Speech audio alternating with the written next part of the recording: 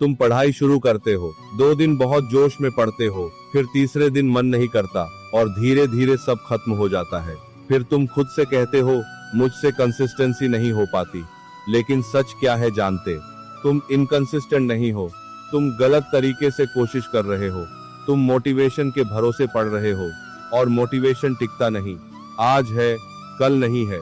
अगर तुम्हारी पढ़ाई मूड पर डिपेंड करती है तो तुम्हारी सक्सेस भी मूड पर डिपेंड करेगी, और मूड कभी स्टेबल नहीं होता। इसलिए समझ लो, कंसिस्टेंसी कोई टैलेंट नहीं है, कंसिस्टेंसी एक सिस्टम है। जो स्टूडेंट रोज पढ़ता है वो डिसिप्लिन पैदा नहीं हुआ था, उसने अपने लिए सिस्टम बनाया है। सिस्टम मतलब तुम्हें सोचना ना पड़े, बस करना पड़े। तुम्हारी सबसे बड़ी गलती क्या है जानते हो? तुम बहुत बड़ा टारगेट रखते हो, आज 6 घंटे पढ़ूंगा, आज पूरा सिलेबस खत्म कर दूंगा। लेकिन जब शुरू करते हो 5 मिनट में थक जाते हो, फिर गिल्ट आता है, फिर तुम छोड़ देते हो। कंसिस्टेंसी बड़े टारगेट से नहीं आती, कंसिस्टेंसी छोटे कदम से आती है। आज से एक सिंपल रूल अपनाओ, तुम रोज सिर्फ 30 मिनट पढ़ोगे, बस 30 मिनट, ना ज्यादा ना कम। तुम्हारा मन करे या ना करे तुम पढ़ोगे। यही 30 मिनट तुम्हारी आइडेंटिटी बदल देगा। तुम सोच रहे हो 30 मिनट से क्या होगा, यही सोच तुम्हें रोक रही है। सच्चाई यह है, 30 मिनट रोज पढ़ने वाला स्टूडेंट 0 मिनट पढ़ने वाले से हमेशा आगे होता है। कंसिस्टेंसी स्पीड से नहीं जीतती, कंसिस्टेंसी डायरेक्शन से जीतती है। अब दूसरी चीज समझो, समय फिक्स करो। यह मत बोलो कि जब मन करेगा तब पढ़ेंगे।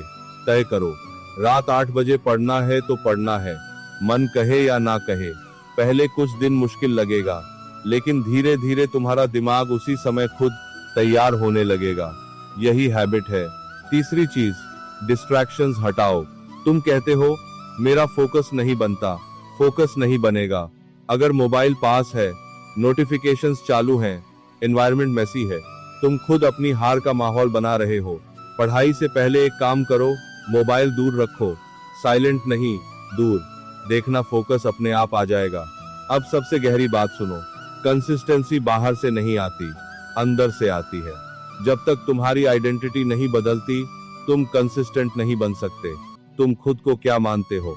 मैं लेजी हूँ, मुझसे नहीं होता। अगर तुम खुद को ऐसा मानते रहोगे तो तुम वैसे ही बनोगे। आज से खुद से कहना शुरू करो, मैं वह इंसान हूँ जो रोज पढ़ता है। शुरुआत में झूठ लगेगा, लेकिन धीरे धीरे सच बन जाएगा। कंसिस्टेंसी परफेक्ट होने से नहीं आती, कंसिस्टेंसी इम्परफेक्ट होने से आती है। कुछ दिन तुम अच्छा पढ़ोगे, कुछ दिन खराब पढ़ोगे, लेकिन तुम पढ़ोगे।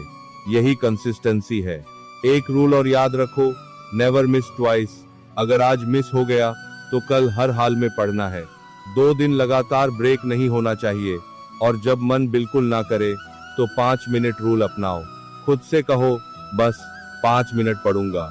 अक्सर वही 5 मिनट 30 मिनट बन जाते हैं, क्योंकि प्रॉब्लम पढ़ाई में नहीं है, प्रॉब्लम शुरुआत में है। तुम बस शुरू नहीं करते, इसलिए रुक जाते हो। अब एक सच्चाई और समझो, तुम सोचते हो मैं बाद में सीरियस हो जाऊंगा, लेकिन आदतें धीरे धीरे बनती हैं। अगर आज तुम कंसिस्टेंट नहीं हो तो कल भी नहीं होगे। तुम्हारे सपने बड़े हैं, लेकिन तुम्हारी डेली एक्शन छोटी है। यही गैप तुम्हें पीछे रख रहा है। सपने बड़े रखने में कुछ नहीं लगता, लेकिन रोज मेहनत करने में लगता है। तुम्हारे माता पिता तुमसे क्या चाहते हैं? बस इतना कि तुम अपनी जिंदगी बना लो। वे तुमसे परफेक्शन नहीं चाहते, एफर्ट चाहते हैं। कंसिस्टेंसी बोरिंग है, हर दिन वही करना, वही प्रोसेस, लेकिन वही बोरिंग चीज तुम्हारी जिंदगी बदल देती है। अब खुद से पूछो, क्या तुम रोज थोड़ा थोड़ा बदलना चाहते हो, या हमेशा मोटिवेशन ढूंढते रहना चाहते हो? आज से एक छोटा सा वादा करो, मैं रोज पढ़ूंगा, चाहे मन करे या ना करे, बस इतना। याद रखो, मोटिवेशन शुरू कराता है, लेकिन कंसिस्टेंसी खत्म कराती है। आज तुम 30 मिनट पढ़ोगे, कल भी पढ़ोगे, परसों भी पढ़ोगे। धीरे धीरे वही 30 मिनट 1 घंटा बन जाएगा, फिर 2 घंटे, और एक दिन तुम खुद को पहचान नहीं पाओगे। कंसिस्टेंसी का मतलब है तुम हार नहीं मानते। चाहे दिन खराब हो, मूड खराब हो, तुम फिर भी बैठते हो। और जिस दिन तुमने यह सीख लिया, उस दिन तुम्हें कोई नहीं रोक सकता। आज से शुरू करो, अभी से। किताब खोलो, 30 मिनट पढ़ो, क्योंकि सफलता उन लोगों को नहीं मिलती जो कभी कभी मेहनत करते हैं। सफलता उन्हीं को मिलती है जो हर दिन थोड़ा थोड़ा करते हैं। अब फैसला तुम्हारे हाथ में है, तुम मोटिवेशन के पीछे भागोगे या कंसिस्टेंसी बनाओगे। क्योंकि अगर तुमने कंसिस्टेंसी बना ली तो तुम्हें सक्सेस ढूंढने की जरूरत नहीं पड़ेगी, सक्सेस खुद तुम्हें ढूंढ लेगी।